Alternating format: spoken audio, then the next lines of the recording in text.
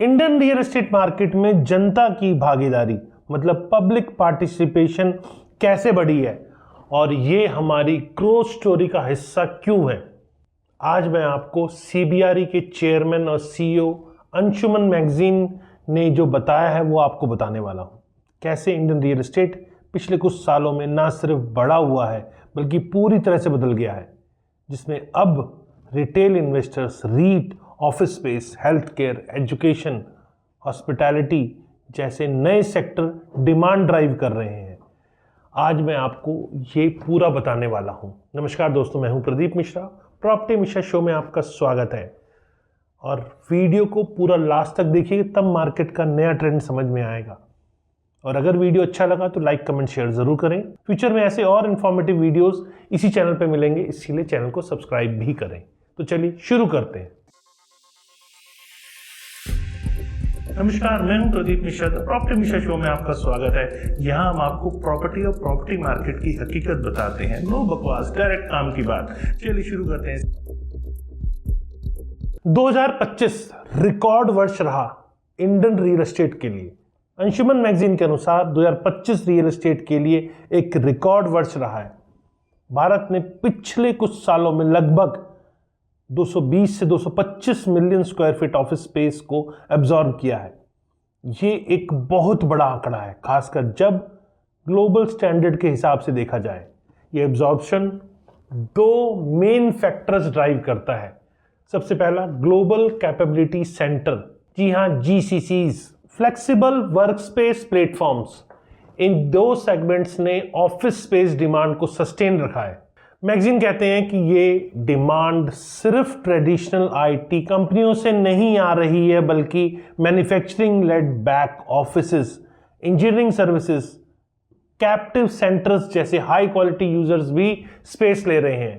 Public participation बढ़ी है। जी हाँ, सबसे बड़ा बदलाव जो अंशुमन मैगजीन ने बताया कि ये है कि अब रियल एस्टेट में ग्रोथ स्टोरी जो है उसमें पब्लिक पार्टिसिपेशन बढ़ी है। ना सिर्फ डेवलपर्स और इंस्टीट्यूशनल फंड्स बल्कि रिटेल इन्वेस्टर्स भी इंपॉर्टेंट हिस्सेदार बन रहे हैं।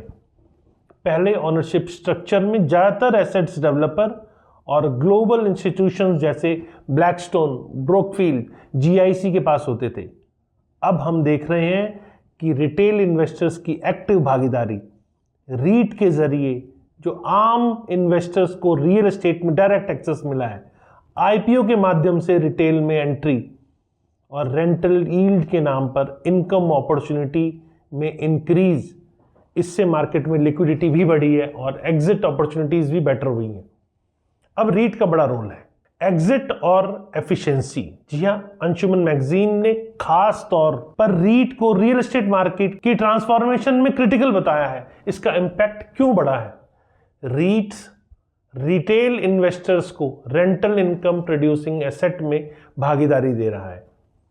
इस एक्टिविटीज और गोल्ड जैसे ट्रेडिशनल इन्वेस्टमेंट से डाइवर्सिफिकेशन देती है। ग्लोबल फंड्स को एग्जिट मैकेनिज्म मिल जाता है क्योंकि फिक्स्ड लाइफ साइकिल फंड्स अधिक फ्लेक्सिबिलिटी के साथ एसेट्स मोनेटाइज कर पाते हैं।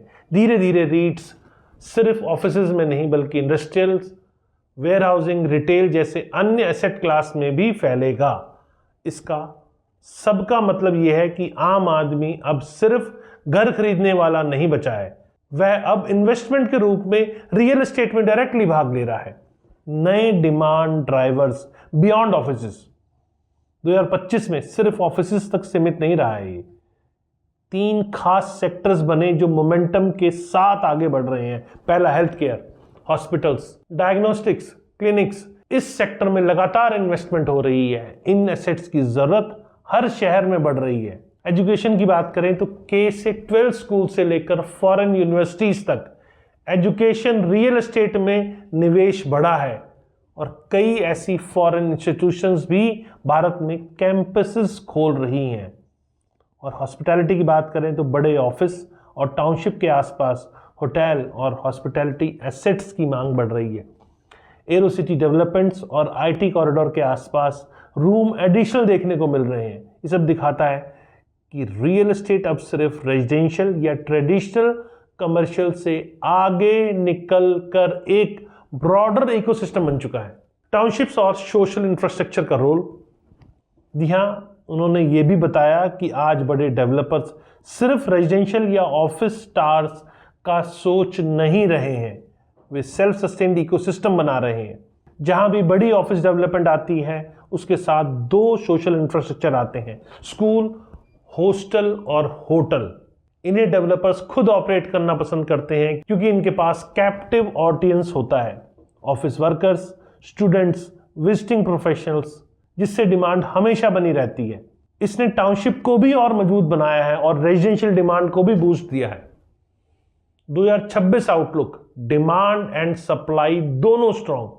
अंशुमन मैगजीन बताते हैं कि 2026 के लिए पाइपलाइन बहुत मजबूत दिख रही है, डिमांड सस्टेनेबल है, ऑफिस एब्जॉर्प्शन लगातार है, रिटेल और फ्लेक्सिबल स्पेसेस में भी पार्टिसिपेशन बढ़ी है, लेकिन सप्लाई में जो असमानता रहने की उम्मीद है और खासकर मुंबई और गुड़गांव जैसे प्राइम लोकेशंस में सप्लाई कॉन्स्ट्रेंट रेंटल ग्रोथ को और ऊपर धकेल सकते हैं।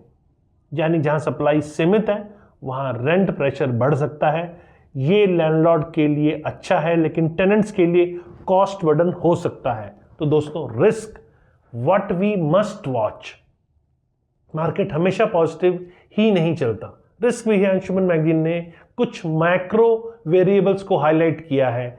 Geopolitical uncertainty, inflation pressure, interest rates, ये फैक्टर डिसीजन मेकिंग को जरूर इन्फ्लुएंस करते हैं। डिमांड को रोक तो नहीं सकते लेकिन डिले जरूर कर सकते हैं। अगर इंटरेस्ट रेट आगे सॉफ्ट नहीं होते तो ये रियल एस्टेट डिमांड के लिए एक बड़ा पॉजिटिव कैटलिस्ट होगा।